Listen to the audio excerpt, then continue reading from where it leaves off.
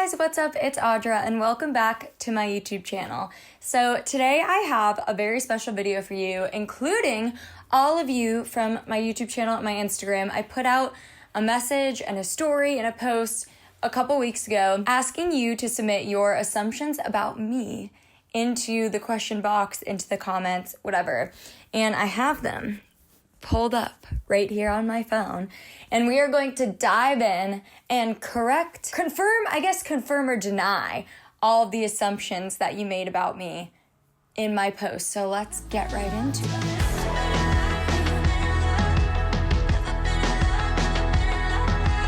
Kicking it off right away, this is from Lack of Reality on YouTube. It says, I don't want this to come off as judgy or anything, which none of these did, I swear. When you put something out like this, you know what you're getting into, right? But I assume that you are/have been conscious about your appearance due to the attention/compliments you get on it, in parentheses, notably from guys. Weirdly, no. I think a lot of my attention to my appearance, my consciousness about it, comes from growing up on the internet when I was in high school, because basically you're putting your most vulnerable version of yourself on the internet for everybody to see when you're 14 years old. It's a lot for a 14-year-old to handle.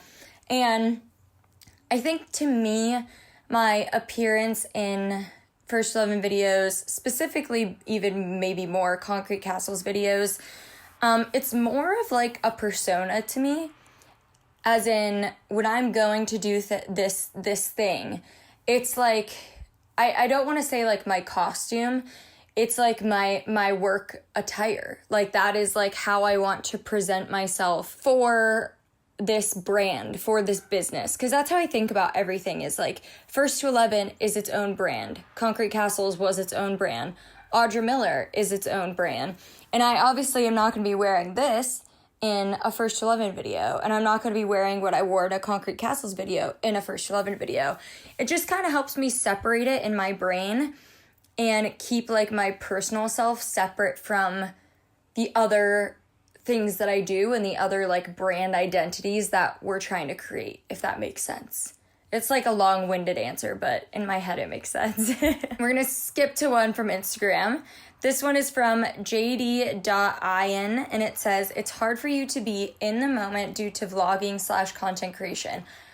Yes, I will say I've gotten a lot better at it as of recent, but you are completely correct in that assumption. It's still super weird for me to just be filming things all the time, and sometimes I still don't. I will be doing something and I'm man, I really should film this, and there's a piece of me that's you just can't, because I just want to enjoy it. I used to film every single time I would go on a trip, and I just have really given up on that because it's really hard for me to actually enjoy what I'm doing when I'm thinking about vlogging. I feel I found a good mix by doing my short reels on Instagram and YouTube shorts, because they don't take as much time. I don't have to talk. I can put a commenting section over top of it once I'm done. So I think that's helped me a lot, is kind of taking that vlogging into more of a short form content instead of a long form content, and people seem to be liking it as well. So I feel it's kind of a win-win. Jumping back to YouTube, we have the Sidonian Knight 6849 said, you went through a major tomboy phase around middle school/late middle school, sorry. So close to being correct. I would say late middle school, early high school, I had definitely transitioned past into my being in a band phase. I was wearing band t-shirts every day, band t-shirts, leggings, ripped jeans, that is what I was that's what I was in 8th grade, 9th grade, 10th grade. I would say my tomboy phase happened when I was probably in early middle school. I'd say probably 5th grade, 4th grade, 5th grade. But I did definitely have a tomboy phase. I wore basketball shorts, headbands. When I played sports, I definitely went through my tomboy phase. I was phased out of sports by 7th grade because I was in a band. So at that point, all of the tomboy went straight out the window for sure. Next one is from Nick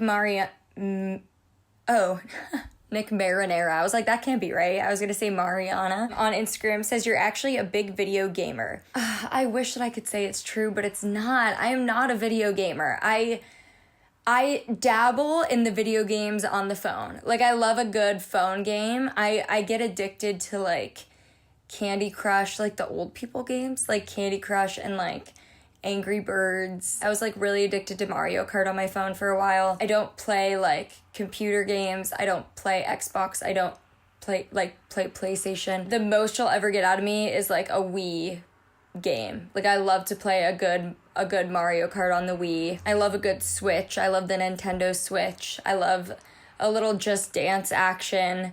Like, I just like the old people games. I don't know.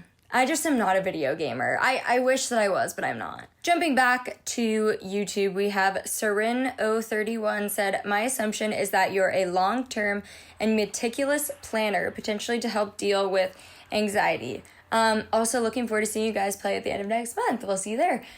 Yes, I'm a very big planner. You should see my calendar. It's quite ridiculous. I have, like, my personal calendar, and then I have, like, a content calendar, and then I have, like, the 1st to 11 calendar, the YouTube video release calendar, the filming calendar. Like, it is color-coded. It is marked to the minute. It's very intense. I am a very meticulous planner in every single aspect of my life, for sure. Next up, Dino TCB619 said, you're a closet nerd secretly wishing to attend Comic-Con. Again, guys, I wish. I will say I'm a nerd, but I am not, like, a comic book video game nerd. Like, I was a nerd in high school because I was, like, good at school and, like, into music. Like, I was, like, a music nerd, but I unfortunately am not a Comic-Con nerd. I feel like I would love it, to be honest. Like, I watched, like, The Big Bang Theory, and I'm like, oh my gosh, guys, I would love to go to Comic-Con. And then I think about it for more than a second, and I'm like, Audra, you literally would hate this. Like, this is just not up your alley. And that's fine. I want to be that person, but I just can't be. I'm so sorry. I want to be that person for you guys, but I can't. I tried. I can't. I'm sorry. Jumping back to YouTube, we have Brian BB8141 said, I heard you're working on solo music. Any idea when that will release? Well, your assumption that I'm working on solo music is correct. And I am scheming. I've got something in the works. I've got something up my sleeve. But I can't tell you anything else other than she's cooking. I'm cooking something up. That's it. Jumping back to Instagram because I love to call somebody out when they submit weird things. I'm gonna do it. This one's from Juan Low 0912. Said you will never have something similar to OnlyFans. And sir, you are correct. That I will never. I know, I hate to break it to you. It's never gonna happen. And now we know that you asked for it. Last but not least, we have one more assumption from YouTube. Sorry, there were so many, by the way. Thank you guys for submitting all of these. It was really hard to choose, and I didn't want this video to be, like, forever long, so I only picked 10. But there were so many good ones, I might have to do, like, another video on it, a part 2. So let me know if that's something you want to see. But this one is from KR the Car Guy 5150. It said, you stopped listening to rock/guitar music a while ago, but continued to make it because you enjoy making it more than listening to it. Honestly, I would say that's pretty true. I still listen to a couple bands here and there. I still have, like, some like home run bands for me. But I will say I've not done a great job of listening to, like, new music from bands. I will keep up with every single and every release from every, like, pop, folk artist. But I've definitely grown away from listening to rock music.